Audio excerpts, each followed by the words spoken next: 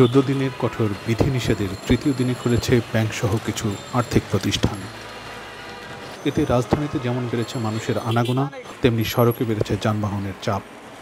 তবে এদিন চেকপোস্টগুলোতে আইনশৃঙ্খলা বাহিনীর তৎপরতা খুব একটা দেখা যায়নি। ঢিলেঢালাভাবে চলেছে বিধিনিষেধের তৃতীয় দিন। রাজধানীর মতিঝিল, পল্টন, শাপলা চত্বর, ফকিরাপুল, মালিবাগ, রামপুরা, বাড্ডা, গুলশান, মহাখালী, মগবাজার ও শাহবাগ ঘুরে এমন চিত্র দেখা গেছে। মতিঝিলে গিয়ে দেখা যায় অফিসগামী মানুষের ভিড়। সাধারণ মানুষের আনাগোনাও ছিল অন্যান্য দিনের তুলনায় অনেক বেশি। ওই এলাকায় পুলিশের চেকপোস্ট না থাকলেও র্যাবের একটি টহল দলকে সচেতনতা বাড়াতে কাজ করতে দেখা গেছে। লকডাউনের চিত্র দেখতে পড়তেছে, এই যে গাড়ি ঘোড়া কম আছে এখন, আগের থেকে মনে হয় এবার একটু করা হবে, এটা মনে হইতেছে আর কি। আজকে তো গাড়ি ঘোড়া অনেক বেশি দেখা যাচ্ছে। আমি এই কতদিনের ভিতরে ঈদের পর থেকে আজকে ফার্স্টে বের হচ্ছি, তো আমার কাছে মনে হইতেছে আর কি একটু আগের থেকে একটু করা আছে আর কি। বের হয়ে মনে হচ্ছে সব কিছুই আপনার স্থবির হয়ে যাচ্ছে। আমাদের ব্যবসা বাণিজ্য স্থবির হয়ে যাচ্ছে, কাজকর্ম স্থবির হয়ে যাচ্ছে, মানুষের সচেতনতা একটু কম দেখা যাচ্ছে। মানুষ বের হচ্ছে প্রয়োজনের তাগিদে। আমিও এখন বের হয়েছি, আমি মিরপুর যাব। মিরপুর যেতে আমি কোনো যানবাহন পাচ্ছি না, আমার একটা ব্যবসার কাজে আমি মিরপুর যাচ্ছি আর কি। এছাড়া ফকিরাপুল, মালিবাগ, রামপুরা, বাড্ডা, গুলশান, মহাখালী ও মগবাজার এলাকাতেও পুলিশের চেকপোস্ট খুব একটা দেখা যায়নি।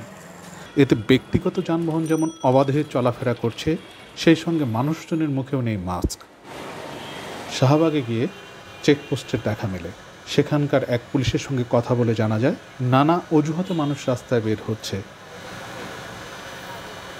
সরকারের যে নির্দেশনা, সেই নির্দেশনা বাস্তবায়নের জন্য আমরা বাংলাদেশ পুলিশের এই ঢাকা মেট্রোপলিটন পুলিশের রমনা ডিভিশনের পক্ষ থেকে শাহবাগ চেকপোস্টে আছি। আমরা সরকারের যে নির্দেশনাগুলো আছে সেগুলো নির্দেশনাগুলো বাস্তবায়নের জন্য কাজ করে যাচ্ছি।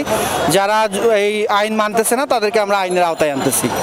আর যৌক্তিক কারণ যারা বলতেছে যে তাদের কারণটা যৌক্তিক, তাদেরকে আমরা ছেড়ে দিচ্ছি এবং তাদেরকে আমরা সাহায্য করতেছি।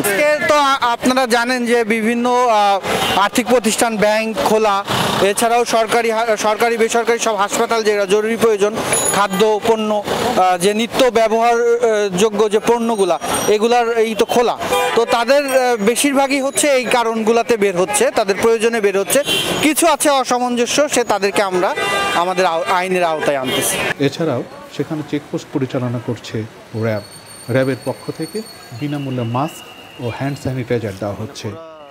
23 জুলাই থেকে শুরু হওয়া 14 দিনের কঠোর বিধিনিষেধের প্রথম দিনে ঢাকা মেট্রোপলিটন পুলিশ 403 জনকে গ্রেপ্তার করে। এছাড়া জরিমানা করা হয় 1,60,000 টাকা। আর দ্বিতীয় দিনে 383 জনকে গ্রেফতার ও জরিমানা করা হয় 1,80,000 টাকা।